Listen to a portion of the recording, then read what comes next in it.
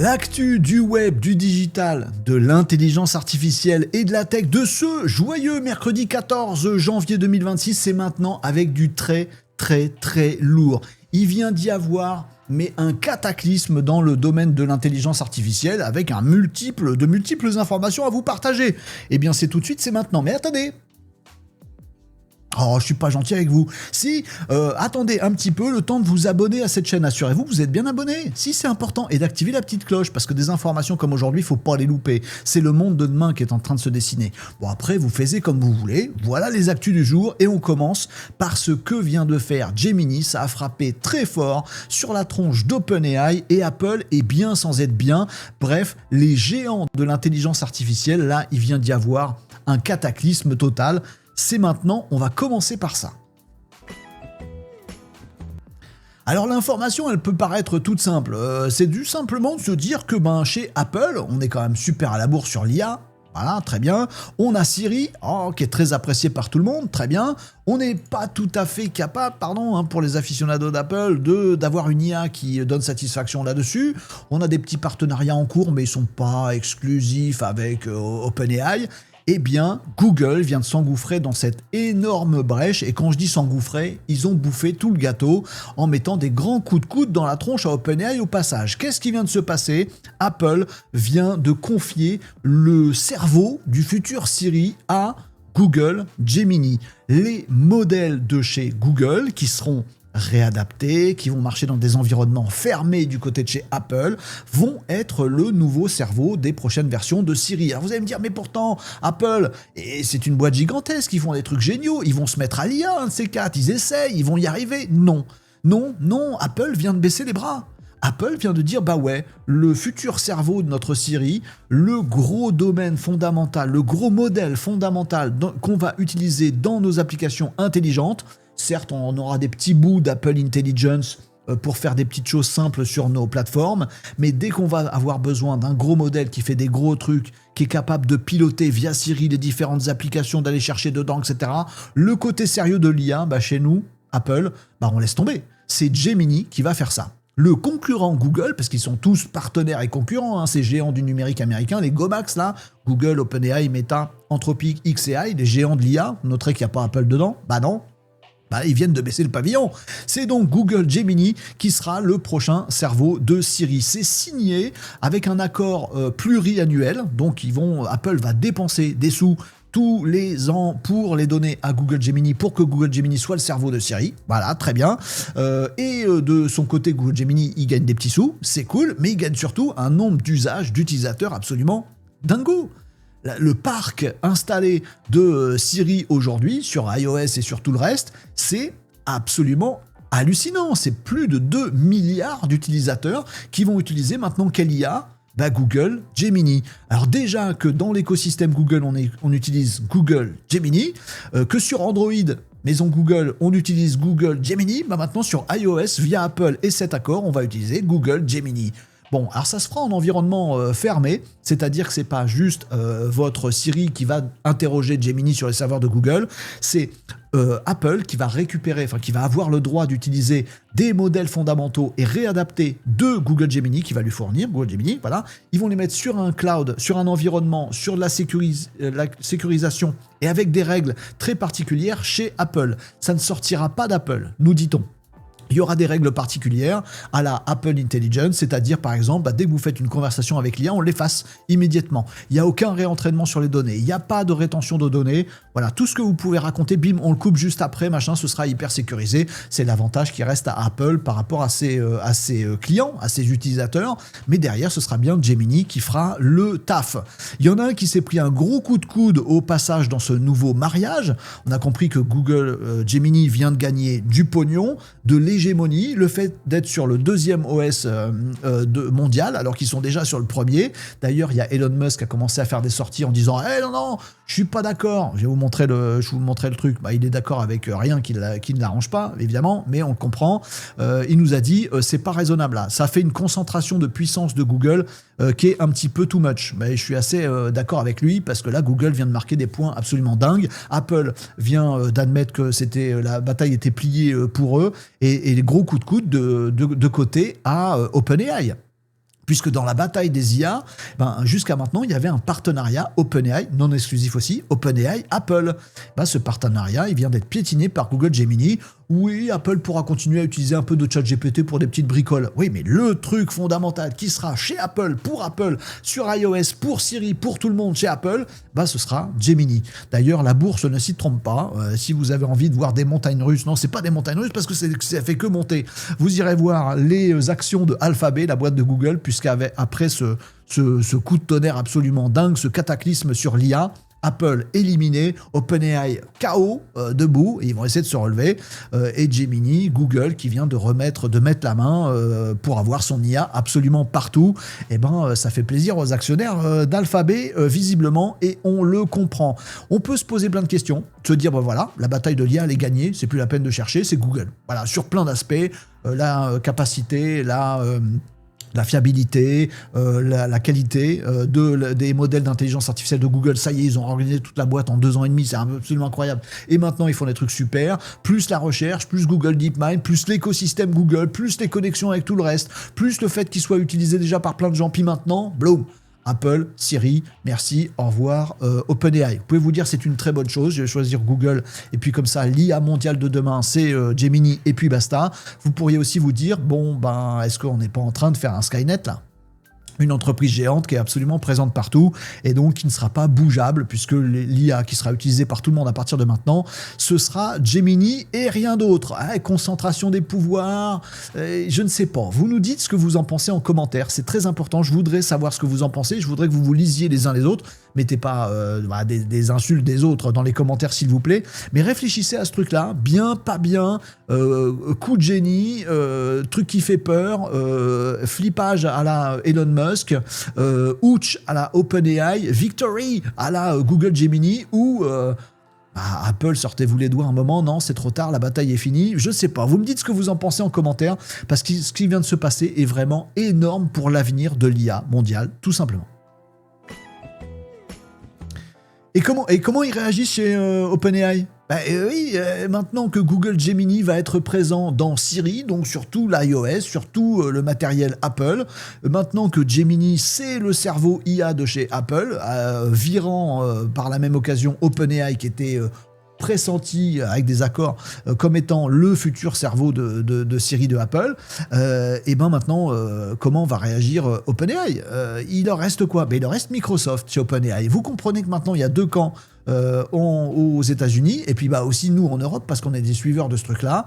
Il y a le camp Apple plus Android Google qui vient de se rassembler parce que c'est Gemini dans les deux, c'est gigantesque. Il reste un petit quartier d'irréductibles américains, c'est Microsoft OpenAI. Là, sur Microsoft, pour le coup, on a encore du ChatGPT. Ça commence à être déséquilibré cette histoire. Qu'est-ce qu'il faudrait à OpenAI pour tenter un coup et se relever ? Capter l'attention des utilisateurs d'intelligence artificielle le plus tôt possible. Je sais pas ce qu'il vous faut. Aujourd'hui, OpenAI est sur PC Windows. Très bien, c'est loin. Il vaut mieux être sur portable, c'est plus près. Oui, mais Apple, Gemini et Android, Gemini. Du coup, il faudrait être encore plus près de l'attention de l'utilisateur. Comment qu'on fait ? On invente l'objet de demain. Alors, j'en ai parlé, vous m'avez demandé depuis un petit moment de vous parler du futur objet IA qui est prévu chez OpenAI. Je vous en ai vaguement parlé lundi, mais pas dans les actus, parce qu'il y avait des rumeurs disant que ce serait ça, l'objet du futur. Non, ça c'est un bic 4 couleurs, peu importe, pas de promo. Vous m'avez dit qu'il y a des rumeurs nous disant que l'objet du futur chez OpenAI, l'objet IA du futur, ce serait un stylo. Et je vous ai dit, moi j'y crois pas. Je vois pas pourquoi ce serait un stylo, il faudrait que ce soit beaucoup plus innovant et beaucoup plus proche de nous. Alors je sais pas, des lunettes, ouais, mais tout le monde est déjà sur les lunettes. Je sais pas, des implants cérébraux, ouloulou, ça picote, on n'en veut pas. Ce sera quoi l'objet de demain ? Exit la rumeur du stylo. Il y a une nouvelle rumeur qui arrive, et cette nouvelle rumeur, c'est celle-ci. Peut-être que OpenAI serait en train de nous faire un truc qui se met derrière l'oreille. Comprenez que le monsieur est de dos ici. Ce schéma est beaucoup trop basique pour qu'on comprenne des trucs, mais en l'occurrence, vous le savez, chez OpenAI, on a repris l'entreprise de Johnny Ive. Johnny Ive, c'est le designer de l'iPhone, etc. C'est un designer de génie. En fait, la boîte de Johnny Ive, qui s'appelle Yo, je sais plus quoi, bref, Yo Products, pas IO Products a été intégré à OpenAI pour inventer justement le device de demain, l'appareil de demain IA. Et OpenAI nous a dit il n'y aura pas d'écran. Bon bah c'est pas un smartphone. Il n'y aura pas de truc intrusif. Bon bah je vois pas ce que ça peut être. Ce sera pas un objet à part que trop ostensible et qu'on voit et que du coup ça nous empêche de parler. Bon bah ce sera quoi? Certains ont pensé un stylo, j'y croyais pas. Bah visiblement ce sera peut-être, j'y crois un peu plus parce que je vous en parle, un concurrent des AirPods. Un truc qui se met dans l'oreille. Non, pas dans l'oreille, vous l'avez vu, derrière l'oreille. Capacité à avoir un petit peu plus d'électronique à l'intérieur, avoir des batteries qui durent un petit peu plus longtemps, d'avoir peut-être des capteurs pour savoir où qu'on regarde, où qu'on bouge, etc. Bref, l'endroit pour mettre ce device de demain a l'air d'être derrière l'oreille. C'est très précautionneux tout ça. Et ça sortirait quand? Bah 2026, plutôt fin 2026, voire début 2027. Ce sera fabriqué par les Chinois? Non, mais ça va pas la tête. Bon, il y avait des bruits disant que ce serait fabriqué en Chine, il y avait des fuites là-dedans. Finalement, ce sera pas fabriqué en Chine, ça pourrait être fabriqué aux États-Unis d'ailleurs directement ou au Vietnam. Enfin bref, ils vont choisir leur fournisseur quand même parce qu'ils veulent pas que ça fuite et surtout les États-Unis veulent garder l'hégémonie sur tout ce qui se passe au niveau de l'IA et ce device de demain, ça pourrait être un game changer. Peut-être que ce sera la réplique, mais elle arrive dans longtemps, dans un an. Voilà. Peut-être ce sera la réplique d'OpenAI à Google Gemini. Peut-être que l'année 2026 sera l'année de l'IA qui est celle de Google. Mais peut-être que fin 2026, début 2027, on aura un nouvel appareil, le nouveau moment iPhone de l'humanité. On va se dire, bah tiens, l'IA maintenant c'est ça. Un truc qui vous parle en intracrânien directement dans l'oreille, comme si vous aviez votre petit traducteur automatique. Vous savez, à la télé, ils ont ça. Oui Gérard, je vous entends très bien. Bon, et ben peut-être ce sera ça, l'IA, elle va vous parler à vous, elle va entendre ce que vous dites, elle va vous parler dans l'oreille, ce sera pas intrusif, il y aura pas d'écran, ça pourra déclencher des choses qui se passent ailleurs. Par exemple, tiens, appelle telle personne, bon bah ça va pas appeler directement de votre oreille, ça va commander à votre smartphone d'appeler quelqu'un, puis vous allez l'entendre dans l'oreille et passer la conversation, puis ensuite lui dire bah tu me fais un résumé de la conversation, très bien, voilà, vous allez parler dans le vide avec votre petit assistant IA qui sera derrière votre oreille. Peut-être que c'est ça j'y crois beaucoup plus comme type de device que le stylo. Alors il a plusieurs noms de code si vous avez envie de suivre ça, mais de toute façon on suivra ça sur Renaud Décode, bien entendu je vous tiendrai au courant s'il y a des avancées et des choses qui vont un peu au-delà de la rumeur, mais à mon avis ce sera top secret tant que ce ne sera pas annoncé en grande pompe fin 2026 cette histoire. Ça peut s'appeler Gum, je sais plus trop quoi, boule de gomme au début ça s'appelait, Gum Drop, voilà, boule de gomme, Gum Drop, et maintenant ça a l'air de s'appeler Sweet Pea. Bon, bah, on suivra toutes ces choses-là et on verra si c'est la préparation du retour d'OpenAI dans le game, maintenant qu'il vient de se faire défoncer la tronche par Gemini via son accord sur Siri avec Apple. Bon, on verra, mais ce monde de l'IA bouge énormément, on verra comment tout ça tourne. Voilà, c'était les deux gros énormes cataclysmiques actus du jour. Maintenant, on passe à des choses non moins cataclysmiques, mais du coup, en perspective, c'est un peu moins balèze, avec notamment une contre-attaque. Sinon, OpenAI se prend des coups de coude par tout le monde en ce moment. La contre-attaque de OpenAI, non, pas la contre-attaque contre OpenAI, par Anthropic. Bah oui, ils se chamaillent aussi ceux-là. Tiens, on n'avait pas parlé d'Anthropic. Et ben les voilà de retour. Claude d'Anthropic vient de publier ce papier. Donc ça, c'est des choses qui sont en test actuellement, donc qui existent. Chez Anthropic, on annonce quand ça existe. Donc voilà, c'est des choses qui existent. Ça concerne les États-Unis, mais attention, ça pourrait nous arriver en France et en Europe. Je dis attention, c'est peut-être très bien. Et si c'est très bien, ça ne nous viendra pas parce qu'on a de la réglementation sur le domaine de santé, parce que c'est de ça dont il s'agit. Et puis, si c'est pas bien, on l'aura, parce que les réglementations, on passera, mais ce sera nul. Anthropic nous dit non, ce qu'on fait nous, c'est très sérieux. Entendez, dans cette réplique d'Anthropic sur le domaine de l'IA de santé, entendez ce que vous a proposé OpenAI sur la santé, c'était nul. Nous, chez Anthropic, on fait les choses bien. Alors ça tombe bien, je vous ai parlé lundi sur Renaud Décode de ce qu'avait publié OpenAI, c'est-à-dire ChatGPT Health. Pour l'instant, Health Santé. Pardon pour mon accent tout pourri. OpenAI a lancé ça aux États-Unis. Donc un nouvel onglet dans ChatGPT qui sera l'onglet santé. Le temps que ça arrive chez nous, réglementation, domaine de la santé, ouloulou. Mais bon, aux États-Unis, c'est en cours de déploiement. Un onglet santé dans lequel vous allez pouvoir mettre vos analyses médicales, vos radios, vos trucs, etc. Vous allez discuter dans un espace un peu privé, mais pas trop, sur OpenAI qui devient super fort pour vous faire des diagnostics. Aka, on va remplacer le médecin. Réplique maintenant d'Anthropic, non, Claude ne remplace pas le médecin. Claude aide le médecin, et pas en faisant du petit chatbot, non, en étant extrêmement performant. C'est un véritable arsenal que nous dévoile ici Anthropic avec son Claude for Healthcare. Je l'ai mis en français ici, mais c'est le terme consacré là-dessus. D'abord aux États-Unis, vous allez comprendre pourquoi.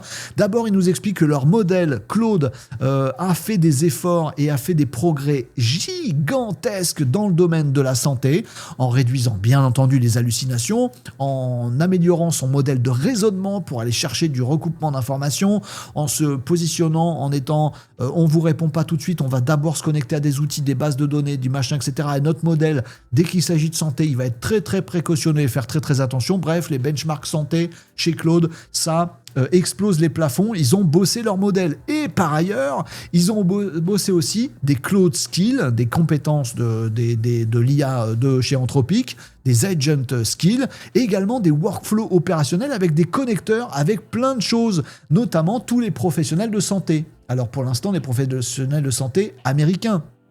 Ah oui, c'est pas encore en Europe et en France, mais c'est en train d'arriver. On vivra peut-être dans quelques années, ça aussi en Europe, de par Anthropic ou d'autres, un petit souverain européen, ce serait pas débile, voilà, qui va se connecter à tous les systèmes de santé. Oui, mais en France, ils sont pas ouverts. Bon, en tout cas, les Américains, ils vont peut-être en profiter, eux, avec ce Claude for Healthcare, qui va se connecter avec les centres de recherche, les centres médicaux, les bases de données de recherche, les bases de données de diagnostic, les bases de données de médicaments, les bases de données de fournisseurs potentiels de santé, qui sont dans des bases hyper carrées, aux États-Unis, parce que faut distinguer les charlatans de ceux qui sont pris en charge.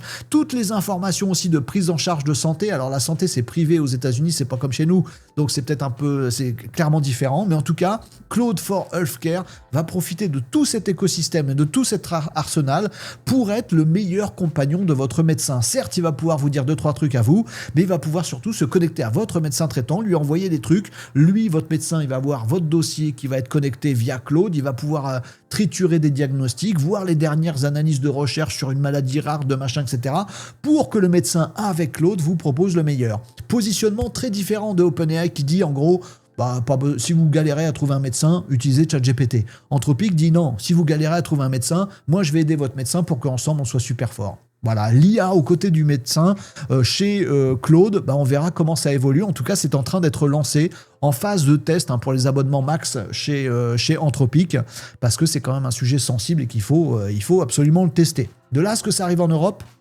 c'est pas gagnant, mais en tout cas, OpenAI vient de se prendre une petite manchette, une petite réplique de la part d'Anthropic sur le domaine de la santé. Le domaine sur lequel on se disait l'IA est pas prête d'aller là-dessus parce que c'est quand même touchy, c'est le domaine qui se développe le plus vite en ce début 2026 parce que tous les utilisateurs font des requêtes à leur IA et beaucoup de ces requêtes, c'est sur leur santé. Voilà, les IA réagissent et deviennent fortes en santé. On verra ce que ça devient. Claude nous sort une petite dinguerie et j'ai une pensée à certains d'entre vous, pour certains d'entre vous les amis, puisque Claude vient nous sortir un petit système qui est dérivé de Claude Code. Alors je vous ai déjà parlé de Claude Code. Claude Code c'est quoi? Donc ça se passe chez Anthropic, le fabricant des modèles IA Claude. Donc Claude Code, c'est un modèle qui est fait pour le code. Et puis il a plusieurs déclinaisons. Et je vous en parle régulièrement sur Renaud Décode parce que si vous êtes geek, vous devez kiffer ce truc-là. Et si vous n'êtes pas geek, vous devriez kiffer ce truc-là. Vous devriez y aller le tester. Claude Code a plusieurs déclinaisons. Il y a une déclinaison, par exemple, qui est directement en ligne sur Claude. Ça s'appelle Claude Code. C'est un environnement à part. C'est pas Claude le chatbot. Vous avez un lien de ça et vous êtes dans un autre environnement où vous avez une fenêtre de chat un tout petit peu différente où il va vous dire faut vous connecter à votre dépôt GitHub, comme ça je vois tous le répertoire et les fichiers de votre projet informatique et je peux bosser dessus. Et Claude Code, il bosse sur votre dossier GitHub. Voilà, il va modifier des fichiers, il va créer du code, etc. C'est fait pour coder des applications qui peuvent être complexes. Vous le faites avec Claude Code et vous avez comme un collaborateur qui travaille sur le même GitHub avec vous. Oui, sauf que là, j'ai perdu tous les noms geeks. Je viens de dire GitHub. Qu'est-ce que c'est GitHub? C'est un truc de dépôt pour les développeurs. C'est compliqué. Bon, il n'y a pas une autre façon d'utiliser Claude Code.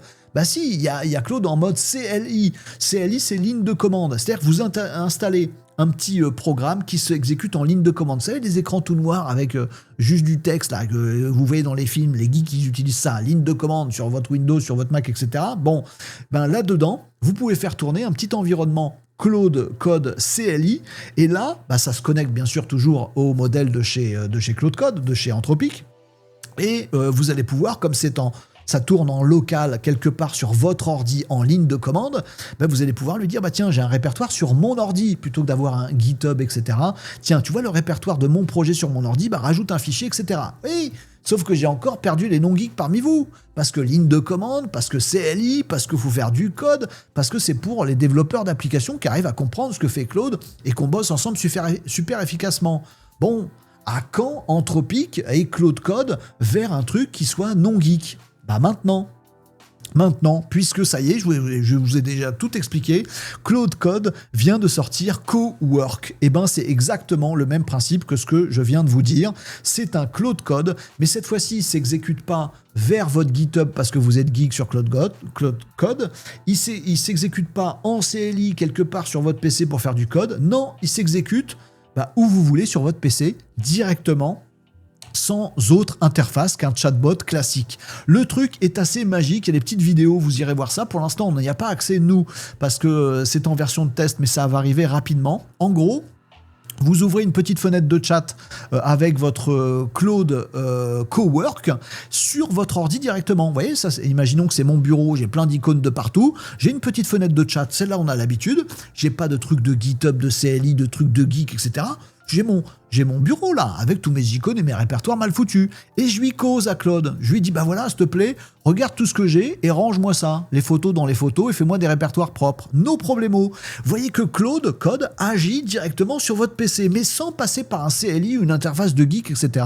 en mode conversationnel classique. C'est ça, Claude Cowork, et le truc est une vraie petite dinguerie. Ça va peut-être être un gros game changer de se dire, bah je peux avoir du chat et maintenant j'ai du cowork, comme vous le voyez ici sur cette autre vidéo. Je vais dire, bah tiens, tu vas me créer des fichiers. Bah tu vois, là par exemple, j'ai mis plein de fichiers sur mes chiffres de mon entreprise de ces 3 dernières années. Bah s'il te plaît, crée-moi un nouveau fichier dans ce répertoire. Alors faut lui indiquer un répertoire, comme ça il pourra pas en sortir, un petit peu sécurisé quand même. Et puis bah tu vas prendre tout ça et puis tu vas me créer un nouveau fichier. Il sait lire des fichiers, créer des fichiers. Bref, c'est comme s'il se servait de votre ordinateur dans un répertoire particulier. Il faut lui dire c'est tel répertoire et Cowork va travailler sur votre ordi avec vous. On n'est plus à bosser en CLI avec lui, on n'est plus à bosser sur GitHub avec lui, on est en train de bosser sur notre ordi avec lui. Comme si vous aviez un gars là, bon écoute, je te laisse ranger tous mes dossiers, je te laisse créer tous les fichiers, je te laisse créer des PowerPoint, tiens pour la réunion de demain, t'as qu'à voir tous les fichiers que j'ai laissés là, pêle-mêle, tu te débrouilles, et pendant ce temps-là, moi je me barre, je vais boire un café. Et Claude Cowork va bosser pour vous. Alors, risque d'injection, risque de sécurité, où est le web dans tout ça ? Claude Cowork nous dit, si on est capable de faire ça dans un répertoire, on est aussi capable de se servir de votre ordi, donc peut-être qu'on peut lancer votre navigateur pour aller en même temps chercher des choses, oui, mais ça peut faire des failles. Bon, il y a encore des petits doutes et des petits risques, c'est en test pour l'instant, mais encore une fois, Anthropic annonce ça, c'est que ça existe et que ça marche. Donc tous les non-geeks de la planète, c'est-à-dire 99% de la planète, voilà, vont pouvoir se dire, maintenant l'IA peut bosser à ma place sur mon ordi. On n'est plus à faire des trucs un petit peu chelous, on est en train de se dire, voilà, toi ton répertoire de travail, mon petit Claude Cowork, ça va être celui-là, le truc analyse de chiffres, tu vas bosser là-dedans, créer des fichiers, bouger des fichiers, analyser des trucs, etc., etc. Claude Cowork vient de sortir, et ça aussi, c'est potentiellement la première pierre dans un usage absolument fabuleux de l'intelligence artificielle, et qui va aussi disrupter plein de métiers, donc parfaitement flippant. Je pose ça là, et là aussi vous me direz ce que vous en pensez en commentaire. C'est Anthropic, Claude Cowork qui arrive. L'IA va bosser à votre place sur votre PC directement. Vous, vous allez à la pêche. Grok, j'en parle très rapidement de Grok parce que vous avez soulevé la problématique Grok de ce qui se passe actuellement régulièrement sur Renault Décode, et donc il faut absolument que je vous en parle, mais je fais faire rapidement parce qu'il y a eu des grosses informations hyper balèzes aujourd'hui dans la revue d'actu qu'il a fallu que je vous explique en détail parce que c'est absolument dingo. Grok, on va aller un petit peu plus vite, même si je ne nie pas la gravité de ce qui se passe. Qu'est-ce qui se passe exactement ? On a Grok de XAI, Elon Musk, etc.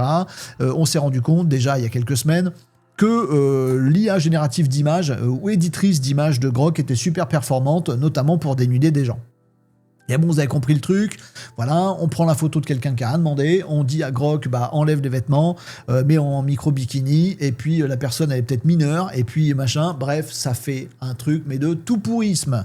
Bon, là-dessus, XCI s'est dit, on répond pas pour l'instant, voilà, après tout, c'est pas nous qu'on a fait des bêtises, on a juste permis des bêtises, mais c'est les gens qui font des bêtises. Est-ce pas faux? Bah du coup, faut arrêter les gens qui font des bêtises, sans consentement, etc. Oui, mais comment on fait à cette échelle? On n'y arrive pas. En plus, quand quelqu'un crée une photo de quelqu'un qui n'a pas donné son consentement dénudé, et bah, elle va le mettre directement, Grok, c'est sur X, donc sur les réseaux sociaux. Du coup, tout le monde le voit. Du coup, bah, la personne elle se dit, mince, on m'a mis une photo de moi à Walp sur Internet, c'est pas très cool, on n'a pas le droit de faire ça. Vers qui je me tourne, je sais pas. Pourtant, on a des lois chez nous, en France, dans d'autres pays, etc. On a des lois qui interdisent ça et on peut saisir des trucs. Oui, mais ils sont 2,5, ils ont pas le temps, c'est un déferlement.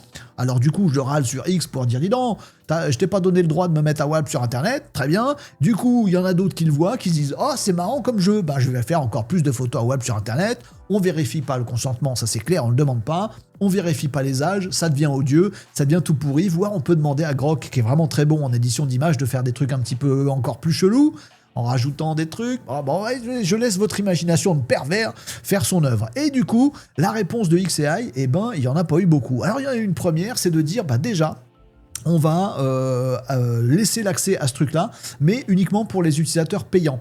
Le move est assez intelligent. Parce que plutôt que d'affronter le problème, ils disent non mais le problème c'est pas nous, en fait c'est pas les capacités de l'IA, c'est qu'un outil, c'est les gens. Bah oui, mais en fait on peut pas lutter contre un tel déferlement de trucs qui sont pas légaux. C'est pas la faute de Grok. Bon, on va le mettre sous uniquement disponible pour les abonnés payants. Comme ça, si vous devez vous plaindre, bah nous on a les cartes bleues, donc les identités des gens. Voilà, si vous voulez saisir la justice, on vous le donnera, c'est obligatoire, c'est légal, etc.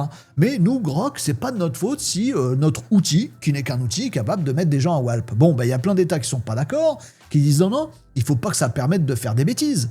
Oui, mais regardez aux États-Unis, on a bien des armes à feu. C'est pour les armes à feu qui tuent les gens. C'est les gens qui ont des armes à feu qui tuent les gens. Donc, on a le droit de faire des fusils, machin, etc. Oui, mais dans d'autres pays, ça marche pas comme ça. Oui, mais Grok et XCI, c'est américain. Nous, on fait avec nos lois américaines. Débrouillez-vous ailleurs. Bon, bah un peu partout ailleurs, bah on patauge.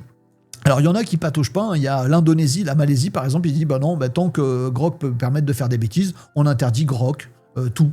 Bah, fini, fermé. Voilà, comme ça, c'est réglé. En Europe, bah, y a l'IA Act qui est censé protéger de tout ça, puisque c'est interdit de faire ce genre de choses. Oui, sauf que bah, on peut le faire quand même, nous, en tant qu'utilisateurs. On sait que c'est illégal. Peut-être on le sait pas, mais on devrait. On sait que c'est illégal, mais qui va envoyer la police? Où ça? À quelle adresse? On ne sait pas trop. Bon, en France, on a aussi la loi SREN de 2024. Elle interdit totalement ce truc-là. Mais pareil, il faut saisir l'Arcom. Ils sont 40. Voilà, nous, on est quelques millions. Bon, c'est très, très compliqué. En attendant, bah, ça fait des victimes de harcèlement, de photos pas cool, qui vont rester sur Internet, qui vont déclencher des trucs, et c'est foireux. Bon, voilà, vous me dites ce que vous en pensez en commentaire. Moi, j'ai envie de dire, mais je comprends la position de Grok et d'IA, mais je la trouve totalement simpliste et pas du tout responsable. Hein, comprenez-moi bien, je suis pas en train de dire que l'IA de Grok est nulle. Non, je dis qu'elle est super bien et que de grands pouvoirs impliquent de grandes responsabilités. Oui, je cite aussi des films ici sur Renaud Décode.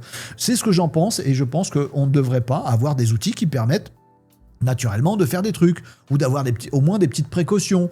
Mais je ne sais pas. Vous me dites ce que vous en pensez. Est-ce que vous êtes côté liberté, et puis bah, du coup on durcit le ton avec de la police qui vient chez vous si vous faites des bêtises? Encore faut-il vous identifier et avoir suffisamment de policiers pour faire ça. Ou est-ce que vous dites, bah non, ça me plaît pas trop comme société, je préférais que la règle du jeu soit claire dès le départ et que les IA permettent pas de faire ça, sachant que des autres IA ne permettent pas de faire ça. Donc on pourrait régler.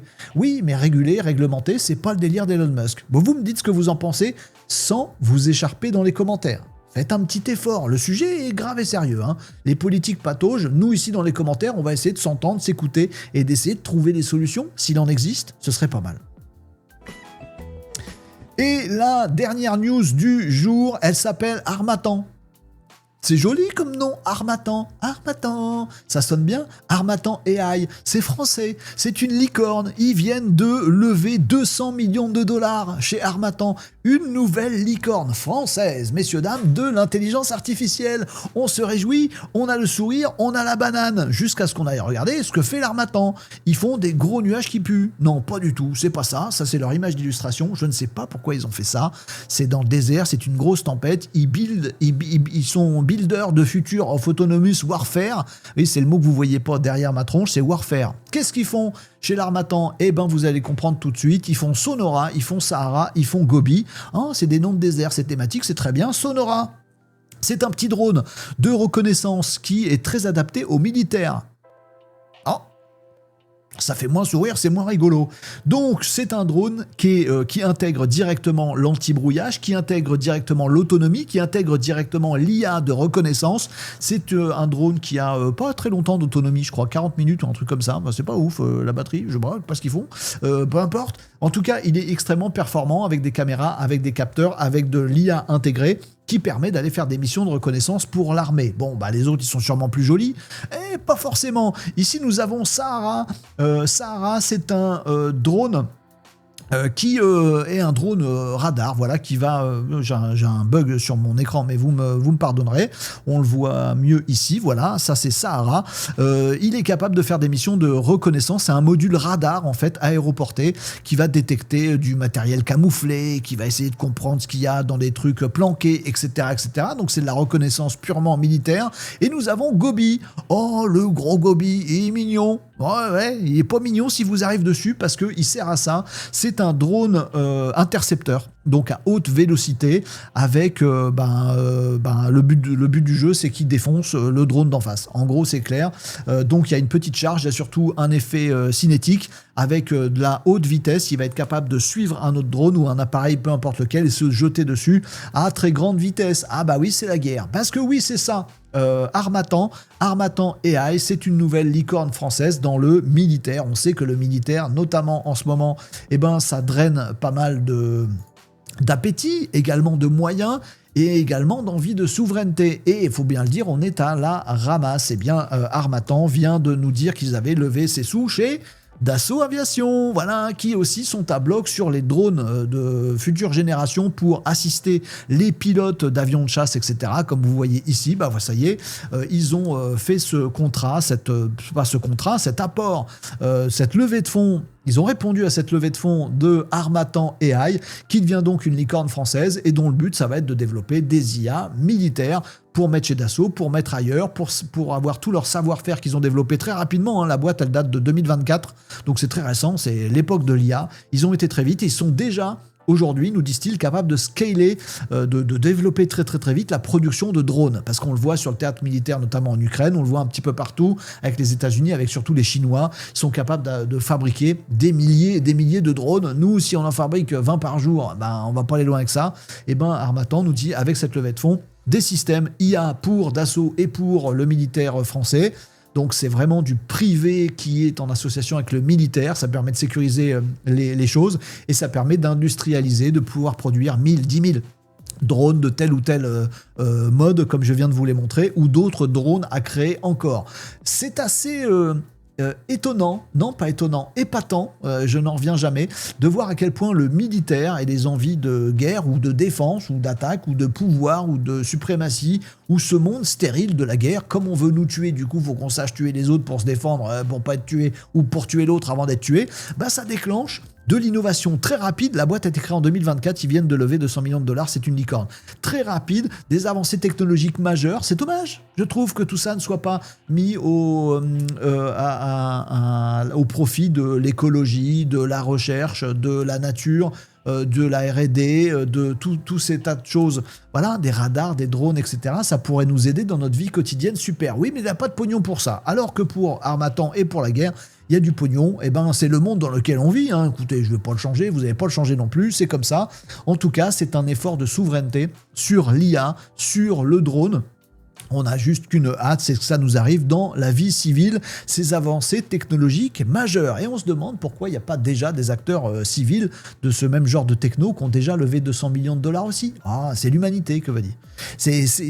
On brime l'IA parfois. On devrait se regarder un petit peu dans les yeux, nous les petits humains, parce que c'est nous qui faisons ces choix et orientons l'IA vers ce qu'on veut pour demain. Bah, on veut aussi la guerre, visiblement, mais pourquoi pas, faut bien se défendre. Vous me direz ce que vous en pensez en commentaire, je suis très partagé sur le sujet. Bah, je kiffe, mais en même temps je kiffe pas. Eh bah, vous me direz.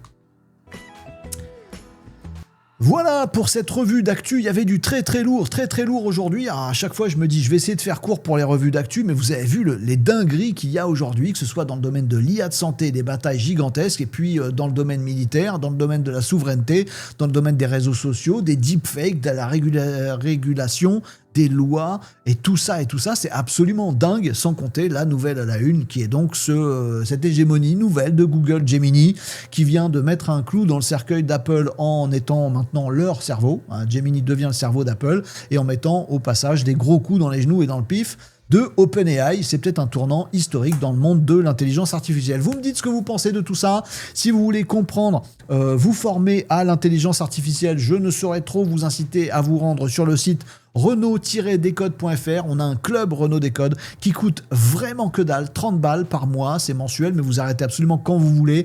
Il y a des parcours de formation qui sont vachement bien, me dites-vous. J'espère bien, moi, que je les ai faits.